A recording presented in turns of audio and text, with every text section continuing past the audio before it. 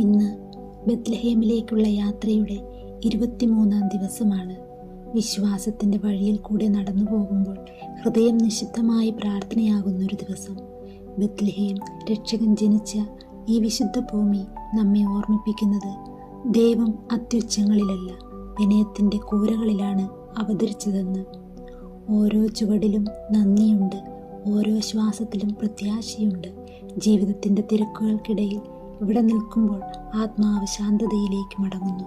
ഇന്ന് ഈ യാത്ര നമ്മോട് പറയുന്നത് ഇതാണ്: നമ്മുടെ ഹൃദയവും ഒരു പുൽക്കൂടാകട്ടെ, സ്നേഹത്തിനും ക്ഷമയ്ക്കും വിശ്വാസത്തിനും ഇടമായൊരു പുൽക്കൂട്.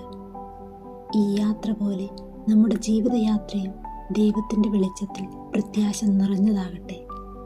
ക്രിസ്മസിൻ്റെ ആഹ്ലാദവും സുഖവും നമ്മുടെ എല്ലാം ജീവിതത്തിൽ നിറയട്ടെ. പുതിയ വർഷം നമ്മളുടെ ജീവിതത്തിൽ സന്തോഷവും സമാധാനവും കൊണ്ടുവരട്ടെ.